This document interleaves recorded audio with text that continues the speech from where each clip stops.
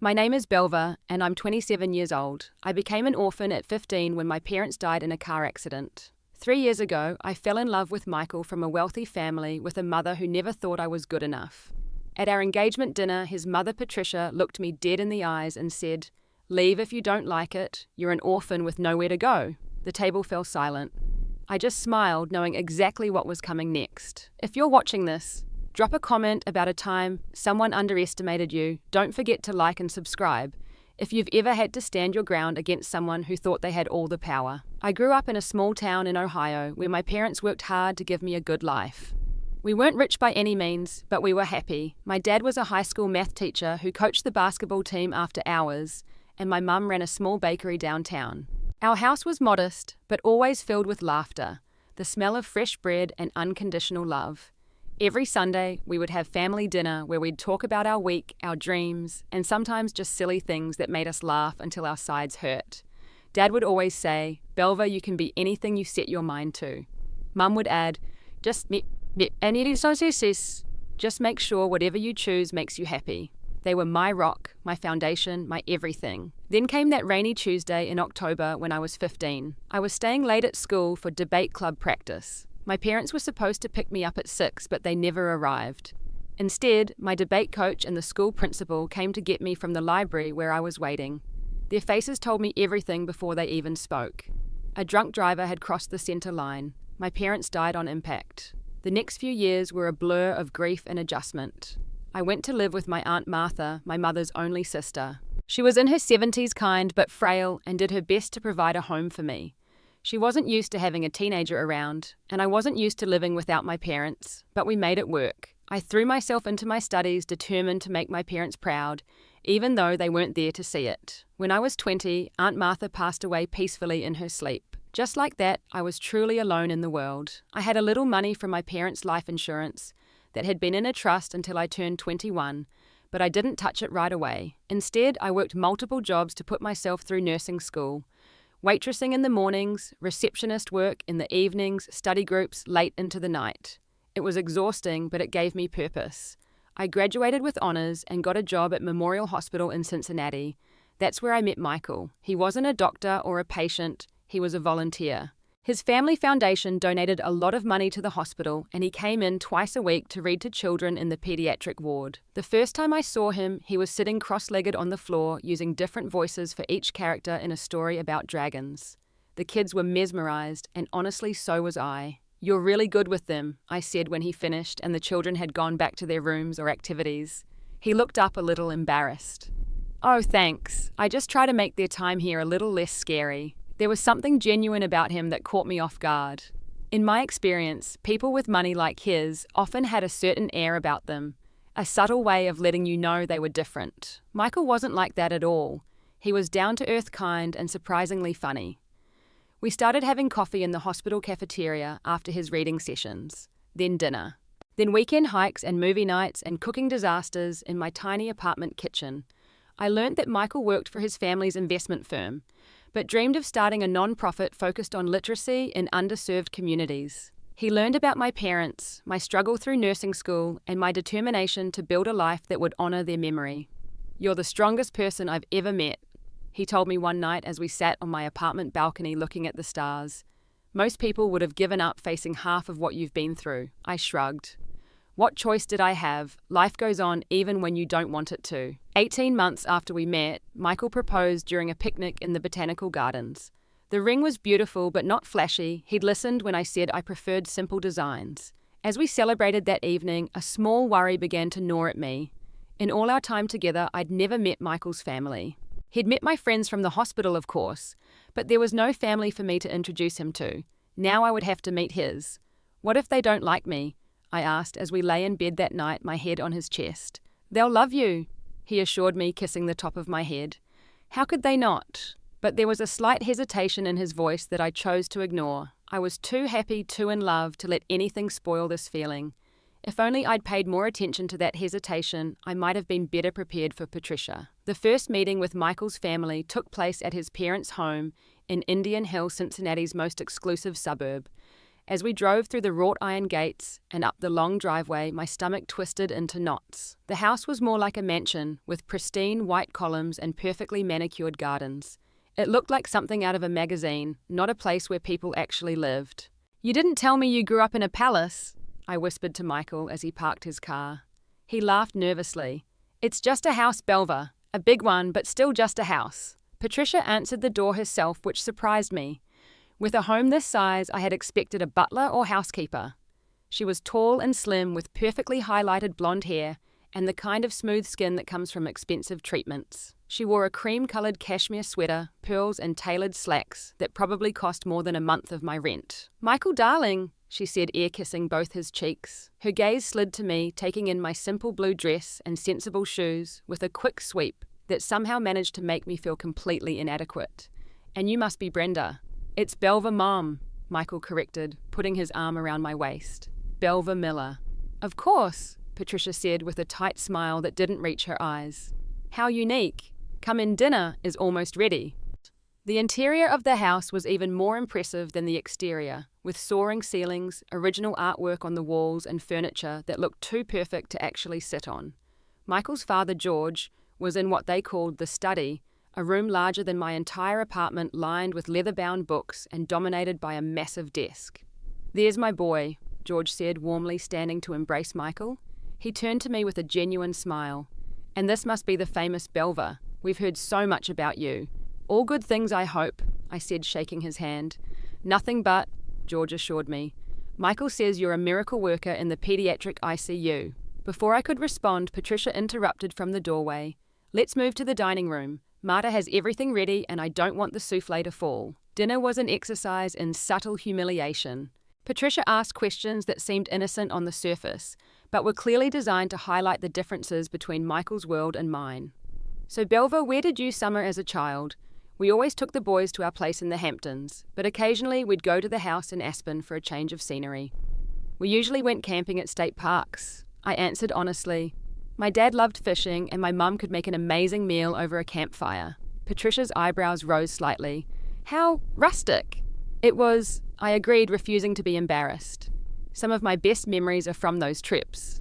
"And your nursing career," she continued, cutting her lamb into tiny, precise pieces.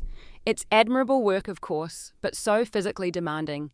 All that standing and the bodily fluids, I can't imagine."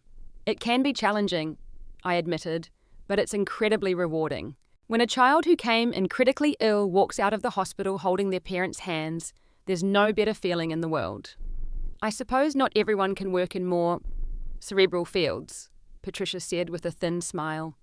Michael squeezed my knee under the table. "Belva graduated top of her class, Mum. She's brilliant at what she does." "Of course she is," Patricia said dismissively. "More wine, anyone." Throughout the meal, I noticed how George and Michael seemed to defer to Patricia on everything from politics to the perfect temperature for serving red wine. Her opinions were stated as absolute facts, and no one dared to contradict her, even when she was clearly wrong about something, like when she insisted that nurses primarily just follow doctors' orders. Michael only offered the mildest correction before changing the subject. The only person who seemed immune to Patricia's domineering presence was Michael's younger sister, Emily, who arrived late and apologized with a breezy, "Sorry, Mum, court ran long." She was an attorney for a non-profit that provided legal aid to domestic violence victims, which Patricia dismissed as Emily's little project, despite the obvious importance of the work. Emily sat next to me at dinner and whispered commentary that made it hard not to laugh. "Mom's on her best behavior tonight," she said at one point. "She must really be worried about you." "This is her best behavior," I whispered back. Emily grinned. "Wait until she starts planning your wedding. That's when the real Patricia comes out to play." After dinner, as Michael helped his father open a bottle of port in the study, I excused myself to use the restroom. On my way back, I overheard Patricia talking to George in the kitchen. "The nurse is just after his money, George. It's so obvious it's painful. No family, no connections probably saw him as her ticket out of changing bedpans for the rest of her life." I froze in the hallway, my heart pounding. "Pat, that's unfair," George replied, but his tone was weary rather than indignant. "She seems like a lovely girl, and Michael is clearly smitten." "Michael has always had terrible judgment about women," Patricia snapped. "Remember that artist from college? It's our job to protect him from these Fortune hunters. I must have made a noise because they both turned to see me standing in the doorway. Patricia's face showed no embarrassment at being caught, only a cool assessment, as if daring me to make a scene. "Excuse me," I said quietly and walked away to find Michael. On the drive home, I confronted him about his mother's behavior. "She hates me, Michael. She called me a fortune hunter." "She doesn't hate you," he insisted. "She's just protective. She'll come around once she gets to know you better." "She literally said I was after your money," Michael sighed. "Mom says things she doesn't mean when she's stressed. Meeting new people is hard for her." "Meeting new people is hard for everyone," I pointed out. "Most of us manage without insulting our children's partners." "Please, Belva," Michael said, looking tired. "Give her a chance. For me. She'll get better, I promise." I wanted to believe him. I wanted to believe that Patricia's coldness was just first meeting nerves that she would warm up to me over time, that Michael would stand up for me if she didn't. I wanted to believe that love would be enough to overcome the vast differences in our backgrounds. I was wrong on all counts. Over the next 6 months, Patricia's hostility toward me only escalated. What began as subtle insults evolved into more overt exclusion and manipulation. The first major incident came when Michael's birthday approached. I had planned a surprise dinner with his friends from work and college, but Patricia swooped in and announced a family-only celebration at the country club on the same night. "Family traditions are so important, don't you think?" she said when I called to discuss the conflict. "Michael has celebrated his birthday at the Ivy Club since he was 10. I'm sure whatever you were planning can be moved to another night." When I explained that I had already made non-refundable reservations and that several friends had changed their schedules to attend, she simply said, "Well, that was presumptuous of you, wasn't it? Perhaps in the future you should check with those who have known Michael his whole life before making plans." The family birthday dinner included extended relatives, family friends, and business associates, hardly an intimate family gathering. The photos from the event, which Patricia made sure to post extensively on social media, showed everyone in formal attire raising champagne glasses. In none of the 20-some photos was I visible, despite standing right next to Michael for most of the evening. When the holiday season arrived, Patricia accidentally sent the invitation for the annual Harrington Christmas party to my old address, ensuring it arrived after the RSVP deadline. When I still managed to attend with Michael, she introduced me to everyone as Michael's friend from the hospital, despite our engagement. The wedding planning became another battlefield. Patricia took charge immediately, booking viewings at venues without consulting me, creating guest lists that included hundreds of people I had never met, while limiting my invitations to immediate family only. "Oh, I'm so sorry I forgot about your situation." She selected invitations, flowers, and even began discussing dress options with her friends, all without my input. When I tried to express my preferences, a smaller, more intimate ceremony, wildflowers instead of roses, a simple dress rather than a beaded ball gown, she would smile tightly and say, "Of course you think that, dear. You haven't been to as many society weddings as I have. Trust me, this is how it's done." Michael continued to minimize these conflicts. "It's easier to let her have her way on the small stuff," he would tell me. "Save your battles for things that really matter." But to me, it all mattered. This was our wedding, not Patricia's social event of the season. More importantly, Michael's constant acquiescence to his mother's demands made me worry about our future. Would every holiday, every decision about our home, every choice about our future children be subject to Patricia's approval? Emily became my unexpected ally during this time. We would meet for coffee when she was in town, and she provided valuable insight into the family dynamics. "Mom has always controlled everything," she explained during one of our coffee dates. "Dad made the money, but Mom decided how it was spent, who they socialized with, where they lived, where we went to school. The sun rises and sets on her command in the Harrington household." "Why does everyone just go along with it?" I asked. Emily shrugged. "Path of least resistance. Dad works 70 hours a week and doesn't have the energy to fight. Michael was always the golden boy, desperate for her approval. I rebelled by going into public interest law instead of joining the family firm, but even I don't fight her directly very often. It's exhausting. Has Michael ever stood up to her?" I asked the question that had been weighing on me. Emily was quiet for a moment. "Not really," she finally admitted. "He had a girlfriend in college, Justine. She was amazing, smart, funny, studying to be a doctor. Mum hated her because her father was a plumber. Made the same kind of comments she makes about you. Michael never defended Justine, just tried to keep the peace until Justine finally had enough and ended it." "Great." I said, my heart sinking. So I'm just the latest in a line of women your mother has driven away. You're different, Emily insisted. Michael is different with you. I've never seen him this happy, this sure about anyone. If anyone can break the cycle, it's you two. I wanted to believe her, but doubts were growing. Meanwhile, I had received unexpected news that gave me options I hadn't had before. The life insurance money from my parents, which had been in a trust managed by a family friend, had grown significantly over the years. When I gained access to it after turning 25, I discovered I had enough to make a down payment on a small house. Without telling Michael, I began looking at properties. It wasn't that I was planning to leave him. I loved him deeply, but Patricia's constant reminders of my orphan status, my lack of family support, and my financial dependence on Michael had gotten under my skin. I needed to know I had options, a place that was mine alone if everything fell apart. I found a small craftsman bungalow in Pleasant Ridge, a neighborhood with character, but in need of some revitalization. The house needed work, new kitchen, updated bathroom, general cosmetic improvements, but it had good bones, a small backyard, and most importantly, it could be mine. I made an offer, went through the closing process, and became a homeowner, all while planning a wedding I was increasingly unsure would happen. I didn't tell Michael about the house right away. Part of me felt guilty for keeping such a big secret, but another part felt empowered. For the first time since my parents died, I had created a safety net for myself. If everything with Michael and his family went sideways, I wouldn't be homeless. I wouldn't be the orphan with nowhere to go. As the wedding date approached, the tension between Michael and me grew. We argued more frequently, usually about his mother's latest offence and his unwillingness to confront her. He accused me of being oversensitive.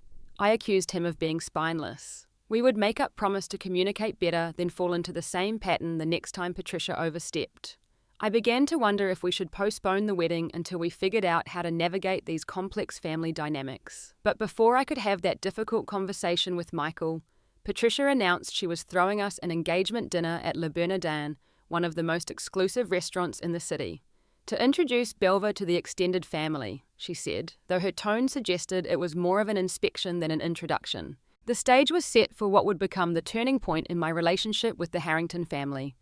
The engagement dinner was scheduled for a Saturday evening in June, exactly 3 months before our planned wedding date. Patricia had reserved a private dining room at Le Bernardin and invited what seemed like half of Cincinnati's social elite, plus family members, from as far away as California and New York. I spent hours getting ready, determined to look my best. I chose a navy blue cocktail dress that was elegant without being flashy and wore the pearl earrings that had belonged to my mother, one of the few items I had left from her. Michael picked me up looking handsome in a tailored suit, though I could sense his nervousness. It's going to be fine, he assured me, though it seemed he was trying to convince himself as much as me. Mom just wants to make this special for us. For us or for her? I asked. He sighed. Belva, please. Just for tonight, can we try to enjoy this? It's a big deal for Mum to throw this party. It's her way of showing she's accepting you into the family. I bit back my retort. If Patricia wanted to show acceptance, she could start by using my name correctly or including me in conversations, or not constantly bringing up my lack of family. But I had promised myself I would try to make it through this evening with grace. For Michael's sake, if not my own. The private dining room at Le Bernardin was breathtaking, with floor-to-ceiling windows overlooking the city lights. Crystal chandeliers cast a warm glow over tables draped in white linen and adorned with elaborate floral arrangements. A string quartet played softly in the corner. It was like something out of a movie, and for a brief moment I allowed myself to feel like Cinderella at the ball. That feeling evaporated as soon as Patricia spotted us. She was wearing a designer gown that probably cost more than my yearly salary, her hair and makeup flawless as always. She embraced Michael warmly, then turned to me with her practiced smile. Belinda, you're here. That dress is appropriate. Before I could correct her about my name for what felt like the 100th time, she was whisking Michael away to meet some important business associate, leaving me standing alone near the entrance. I took a deep breath and reminded myself, just get through tonight. The seating arrangement for dinner made Patricia's feelings abundantly clear. Michael was at the head of the table with Patricia to his right and his father to his left. I was placed near the opposite end between an elderly great-uncle who was hard of hearing and a teenage cousin who spent the entire meal texting under the table. Emily, who might have provided some moral support, was seated on the other side of the room. Throughout the multi-course meal, Patricia dominated the conversation, sharing stories about Michael's childhood, his accomplishments and family traditions. Whenever I tried to join in, she would talk over me or swiftly change the subject. When Michael's aunt asked about my family, Patricia quickly interjected, "Belva is an orphan, Judith. Both parents passed when she was quite young. So tragic. More wine, anyone?" The way she said orphan, with a mixture of pity and disdain as if it were a contagious condition rather than a circumstance of fate, made my cheeks burn. Michael looked uncomfortable, but said nothing. As dessert was being served, another of Michael's aunts, a kind-faced woman named Margaret, tried to include me in the conversation. "Belva dear, tell us about your family traditions. I'm sure there are some lovely customs we could incorporate into the wedding."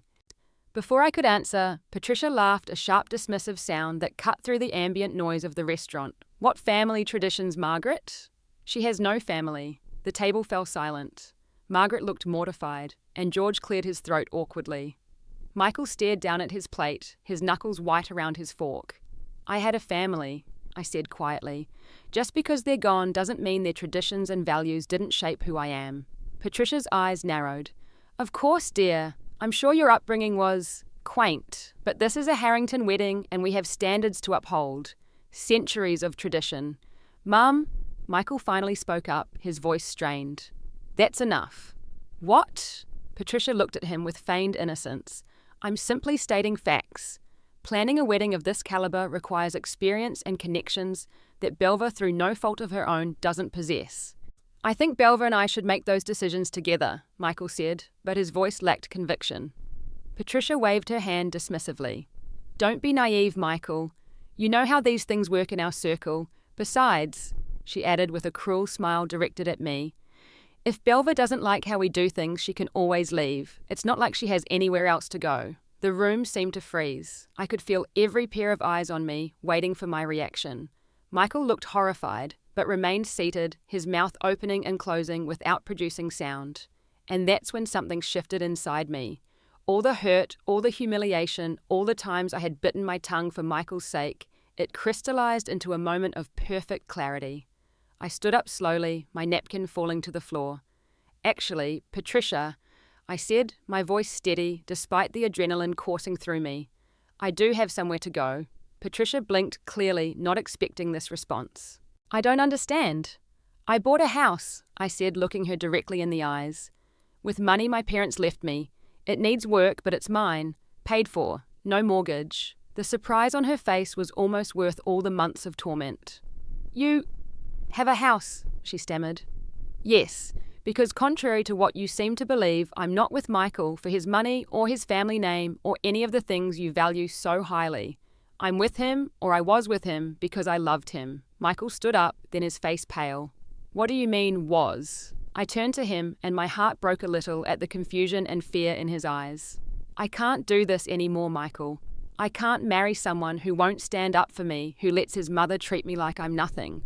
I deserve better than that. My parents raised me to know my worth, even if they're not here to remind me." I slid my engagement ring off my finger and placed it on the table. "I don't need your family's approval or your mother's acceptance. What I needed was for you to choose me to put our relationship first. And you never did." With that, I picked up my purse and walked out of the private dining room, past the shocked faces of the Harrington family and friends, through the main restaurant, and out into the warm summer night. Behind me, I could hear Michael calling my name, but he didn't follow me out. That told me everything I needed to know about where his priorities truly lay. As I stood on the sidewalk waiting for my Uber, I felt a strange mixture of devastation and liberation. I had lost the man I loved, but I had found my voice. And for the first time since my parents died, I didn't feel like an orphan. I felt like my mother's daughter, strong enough to walk away from anything that diminished me. The Uber ride home was a blur of tears and racing thoughts. The full weight of what I had just done hit me as I unlocked the door to my apartment. Not my house yet, as it still needed work before I could move in. I kicked off my heels, sank onto the couch, and finally let myself fall apart. I cried for the relationship I had just ended, for the future I had imagined with Michael, for the family I had hoped to build, to fill the void left by my parents' deaths. I cried until my throat was raw and my eyes were swollen until there were no more tears left. My phone vibrated constantly, with texts and calls from Michael, but I couldn't bring myself to answer. What was there to say? The problem wasn't a lack of love. I loved him deeply, and I believed he loved me too. But love wasn't enough without respect, without partnership, without the courage to stand up for each other. The next morning, I called in sick to work for the first time in my career. I couldn't face questions about the engagement dinner, couldn't pretend everything was fine when my whole world had just imploded. Instead, I drove to my new house, the secret I had kept as an insurance policy, but now represented my future. Standing in the empty living room with its outdated wallpaper and scuffed hardwood floors, I felt a strange sense of peace wash over me. This was mine. No one could take it away. No one could make me feel unwelcome here. It needed work, yes, but so did I.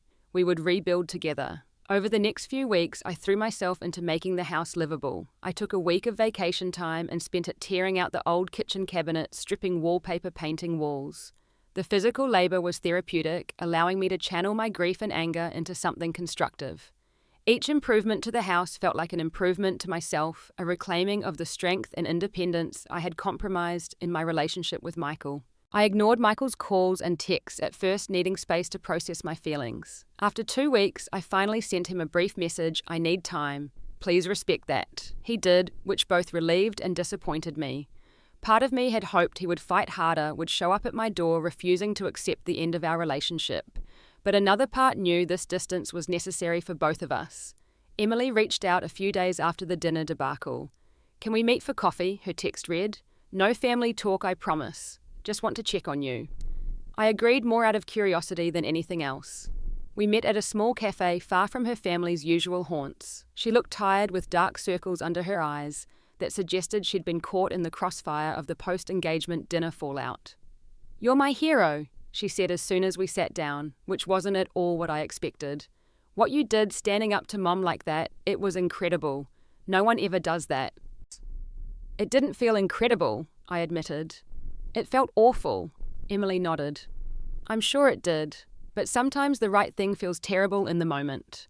She hesitated, then added, "Michael's a mess, by the way. I've never seen him like this." I stared down at my coffee. "Is that supposed to make me feel better?" "No," she said. "It's just information. What you do with it is up to you." We didn't talk about Michael or Patricia after that. Instead, Emily asked about my house, offering to help with the renovation when she had free time. Her support meant more to me than I could express, a reminder that not all connections are lost when a relationship ends. As weeks turned into a month, I settled into a new routine. Work kept me busy during the day, and the house renovation occupied my evenings and weekends. I reconnected with friends I had neglected during my relationship with Michael, accepted invitations I might have declined to attend events with his family. I started seeing a therapist to work through my abandonment issues and establish healthier boundaries. Slowly, I began to recognize the woman in the mirror again, the strong, independent person I had been before I started compromising to fit into Michael's world.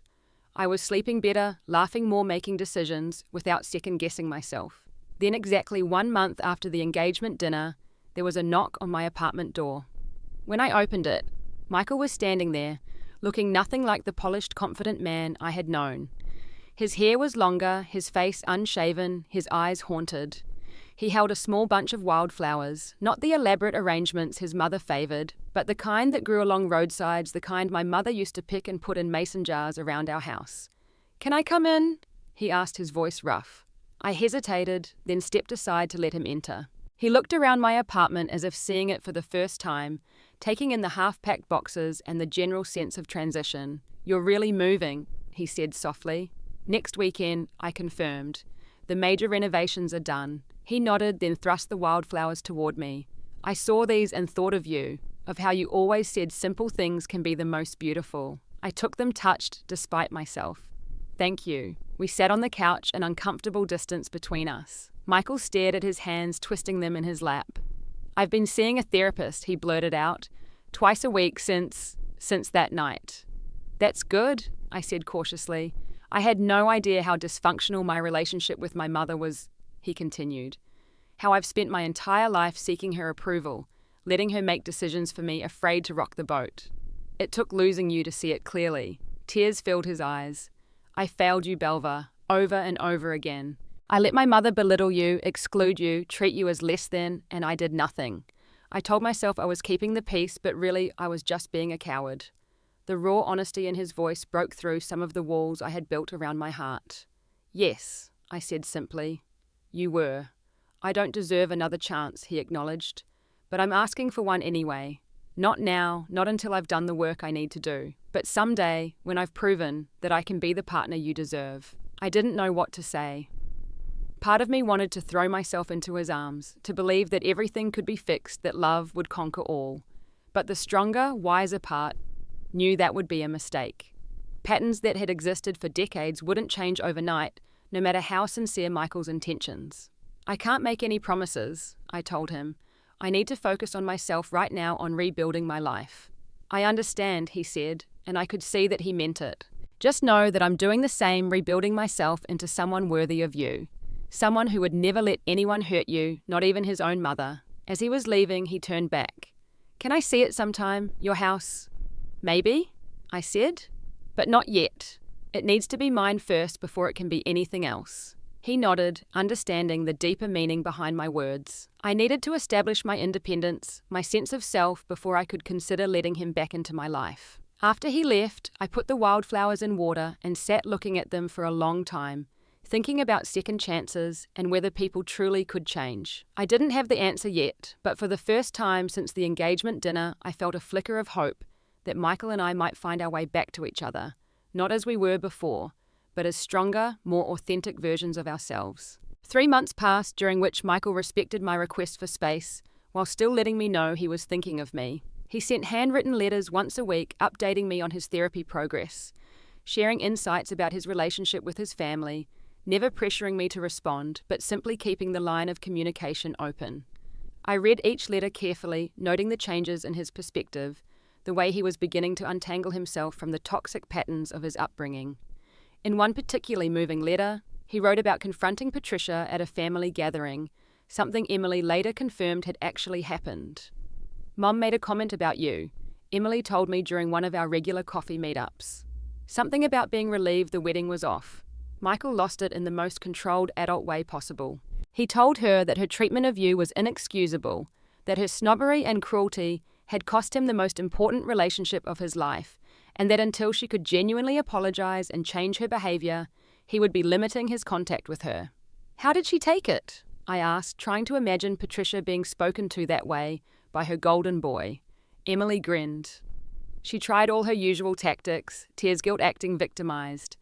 When those didn't work, she got angry. But for the first time ever, Michael didn't back down. He just said, "This isn't a negotiation, Mom. These are my boundaries."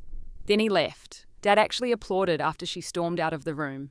Hearing this gave me a complicated mix of emotions. Pride in Michael for finally standing up to his mother, vindication that my concerns had been valid, and a wistful sadness that this growth had come too late for us. During this time, I continued to work on my house and myself. The bungalow was coming along beautifully. I had painted the walls in warm, cheerful colours, refinished the hardwood floors, and installed a new kitchen that was simple but exactly to my taste. Every decision, from the light fixtures to the bathroom tile, was made by me alone, based on what I wanted, not what would impress others or meet some arbitrary standard of taste. My job at the hospital continued to fulfill me, and I even received an unexpected promotion to charge nurse of the pediatric unit. "Your leadership during crisis situations has been noticed," my supervisor told me, "and your advocacy for patients is exactly what we need in this role." The irony wasn't lost on me that I could be so effective at advocating for others while having struggled to advocate for myself in my personal life. But that too was changing. Therapy was helping me understand the roots of my people-pleasing tendencies, how losing my parents had made me desperately seek belonging even at the cost of my own needs and dignity. About a month after the promotion, I was leaving the hospital after a long shift when I spotted a familiar figure waiting near my car. Patricia Harrington, looking uncharacteristically uncertain in a simple blouse and slacks rather than her usual designer attire. My stomach clenched. "Patricia," I said cautiously as I approached. "What are you doing here?" "I wanted to talk to you," she said. "May I have a few minutes of your time?" Every instinct told me to refuse to protect myself from whatever manipulation she might attempt. But curiosity won out. 5 minutes, I agreed. "There's a coffee shop across the street." We sat at an outdoor table, the late afternoon sun casting long shadows. Patricia fidgeted with her cup, not meeting my eyes. "Michael won't talk to me," she finally said. "He calls once a week for exactly 15 minutes. He asks about my health, tells me about his work in the briefest terms possible, and then says he has to go. He hasn't been to Sunday dinner in 3 months. I remained silent, waiting for her to continue. I thought he would get over it over you once the initial shock passed, but he hasn't. If anything, he's become more distant. She looked up at me, then her eyes showing a vulnerability I had never seen before. He told me that until I sincerely apologize to you and change my behavior, our relationship can't heal. And is that why you're here, to apologize so your son will talk to you again? Patricia sighed. Initially, yes, I'll be honest about that, but then I started thinking about what he said about my behavior, my treatment of you. I've always prided myself on being a lady, on maintaining certain standards, but the way I treated you, it wasn't ladylike at all. It was cruel. I was shocked by her admission, but tried not to show it. Yes, it was. I'm not good at this, admitting when I'm wrong, she continued. George has put up with my difficult personality for 40 years. My children learned early on that it was easier to go along with my wishes than to oppose me. No one has ever really held me accountable before. She twisted her wedding ring nervously. I want to apologize, Belva.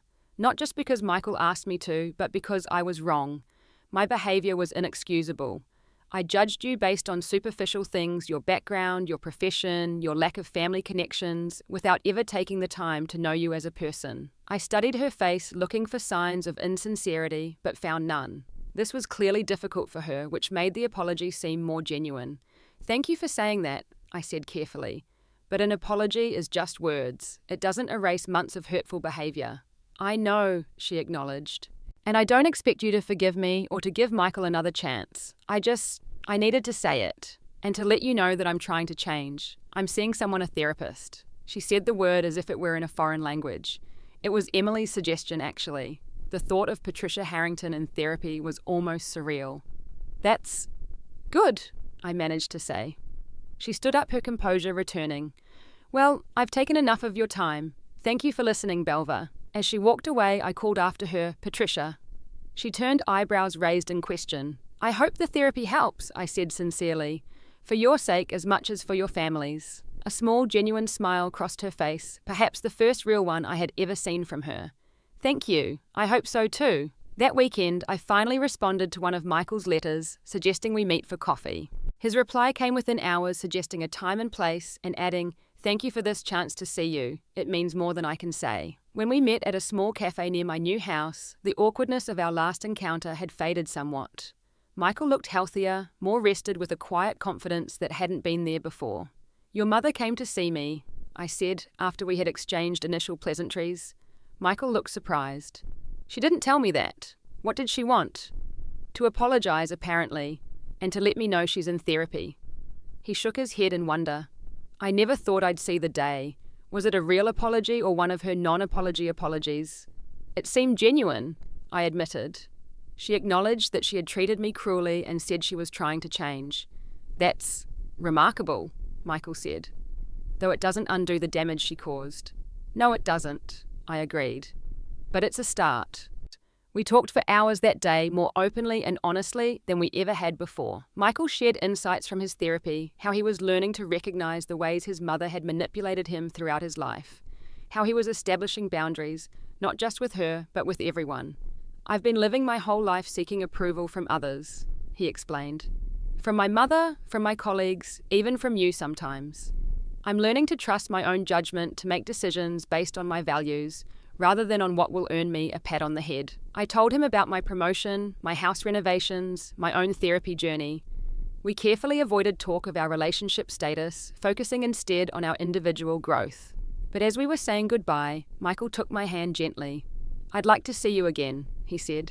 If you're open to it. No pressure, no expectations, just getting to know each other again as the people we are now. I considered his request.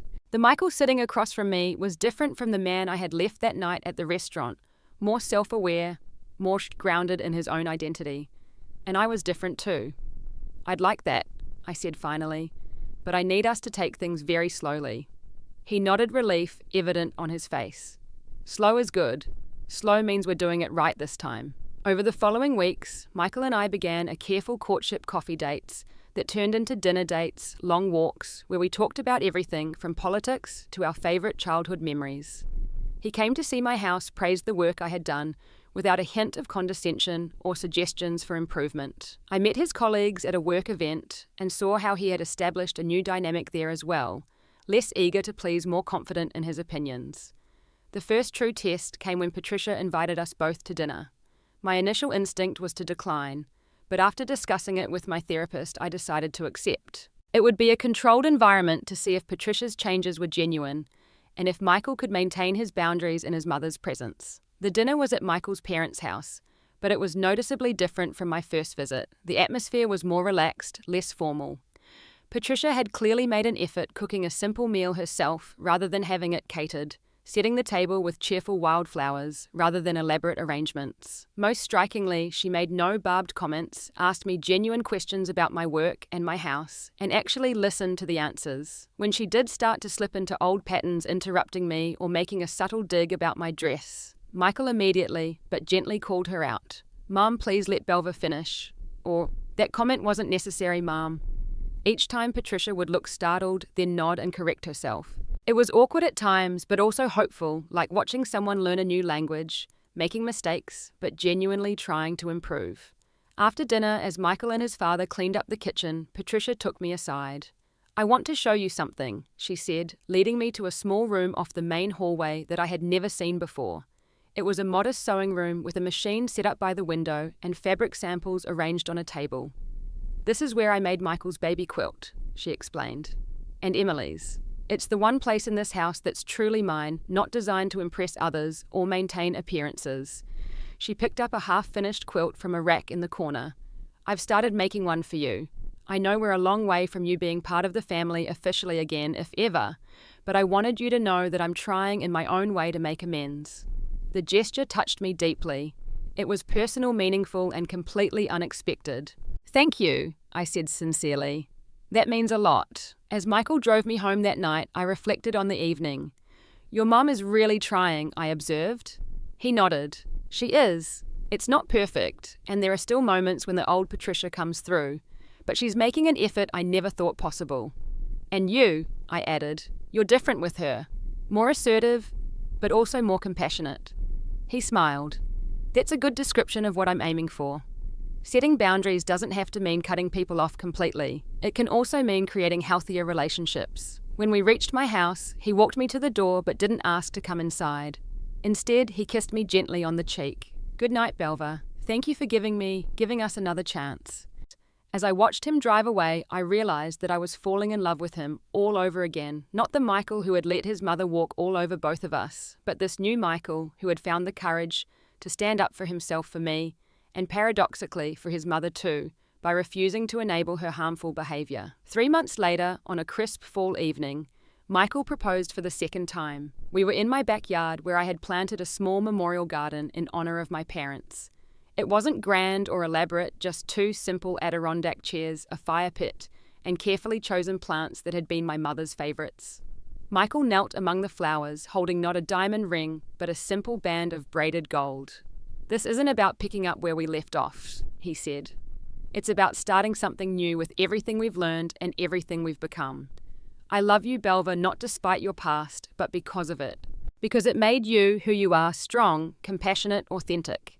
I said yes, not with the blind optimism of our first engagement, but with eyes wide open to both the challenges and the possibilities ahead of us. Our wedding was nothing like the extravagant affair Patricia had originally envisioned. We held it in the backyard of my house, now truly my home, filled with furniture I had chosen, decorated with art. I loved every corner, reflecting my personality and values. It was a small gathering, just 30 people, including family and close friends. Michael's colleagues from work, my fellow nurses from the hospital, Emily and her boyfriend George, and Patricia. We kept everything simple and meaningful, wildflowers in mason jars, string lights in the trees, a homemade cake baked by one of my nurse friends using my mother's recipe. I wore a vintage dress I had found in a second-hand shop and restored myself carrying a bouquet that included flowers from my memorial garden. Michael wore a suit, but no tie, looking more relaxed and happy than I had ever seen him. Patricia had struggled with the idea of a backyard wedding initially, but to her credit, she had kept her opinions to herself. She arrived early to help set up, wearing a modest dress that didn't outshine anyone else's, and bringing the completed quilt as her gift to us. It's tradition, she explained as she presented it. In my family, a wedding quilt is passed down through generations. I want you to have this one for your family, for our family. The gesture brought tears to my eyes. It wasn't perfect. Patricia still occasionally made comments that revealed her ingrained snobbery, still sometimes tried to take control of situations. But she was truly trying to be a better person, a better mother, and potentially a better mother-in-law. During the ceremony, which was officiated by one of Michael's friends, who had become a minister, I looked around at the small gathering of people who had come to celebrate with us. There were empty chairs in the front row, symbolizing my parents' absence, each with a single rose and a framed photo.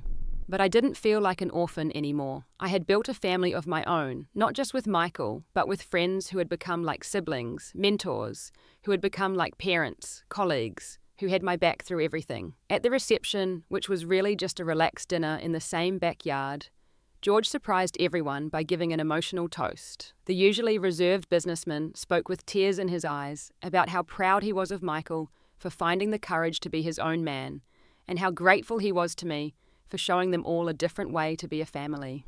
"Belva," he said, raising his glass, "you came into our lives like a fresh breeze, challenging our stuffy old ways. And when Patricia said those terrible words to you, 'Leave if you don't like it, you're an orphan with nowhere to go,' you didn't just leave. You showed us that family isn't about blood or background or bank accounts. It's about love, respect, and the courage to be authentic with each other." He turned to Patricia, who was dabbing at her eyes with a napkin. "My dear, it took someone half your age to teach us both how to be better people. I think that deserves a toast." Patricia stood then unexpectedly. "If I may," she said, her voice uncharacteristically humble, "I want to acknowledge that I behaved abominably toward Belva. My words that night were cruel and inexcusable, but they were also wrong. Belva was never an orphan with nowhere to go. She has always had a home in her heart, in her values and her strength. And now she has made a home for all of us to be our best selves." She raised her glass with a shaking hand. "To Belva and Michael, thank you for giving an old woman a chance to learn new tricks." There wasn't a dry eye in the backyard after that. Even Emily was crying, which she later blamed on allergies, but we all knew better. As the evening wound down and guests began to leave, Michael and I sat in the Adirondack chairs in our memorial garden, watching the stars come out. We weren't leaving for a honeymoon right away. Instead, we had decided to spend the first week of our marriage making our house truly ours, with Michael moving in and adding his touches to the home I had created. "Are you happy?" he asked, his fingers intertwined with mine. "I am," I said honestly. "Not because everything is perfect, it isn't and it won't be, but because I know who I am now and I know you do too. We're building something real together, not a facade to please others." He squeezed my hand. "When you walked out of that restaurant, it was the worst moment of my life, and the best, because it forced me to face the truth about myself, about my family, about what kind of man I wanted to be." "For me too," I admitted. "Walking away was terrifying. I had no idea if I would ever see you again, if I was making the biggest mistake of my life. But I knew I couldn't stay and keep diminishing myself." "I'm so glad you found the courage to leave," Michael said softly. "And I'm even more grateful that you found the courage to come back to give us another chance to get it right. In the years since that day, we've built a life together that honors both our pasts while creating something entirely new. We've had our challenges. Patricia still occasionally slips into old patterns, especially under stress. Michael still sometimes has to remind himself not to seek approval at the expense of his own judgment. I still have moments of insecurity, wondering if I truly belong in this world we've created. But we face these challenges together with honesty and compassion. We've learnt that family isn't something you're born into or marry into. It's something you create every day through choices both big and small. It's in the boundaries you set, the respect you show, the truth you speak, and the love you offer without conditions. I've come to understand that being an orphan doesn't mean having nowhere to go. It means carrying your family's love and values within you, honoring their memory by living a life that would make them proud. My parents gave me the foundation to become the woman I am today, someone who knows her worth, who stands up for herself, who creates home wherever she goes. And that perhaps is the greatest lesson I've learned. Home isn't a place. It's not a mansion on a hill or a bungalow in a modest neighborhood. It's the courage to be yourself, to speak your truth, to walk away when necessary, and to rebuild with those who truly see and value you. Have you ever had to choose between standing up for yourself or keeping the peace? How did it turn out? Share your experience in the comments below. If this story helped you feel a little stronger today, please like, subscribe, and share it with someone who might need to hear it. Remember, your worth isn't determined by where you come from or who's in your life. It's something no one can take away from you. Thank you for listening to my story.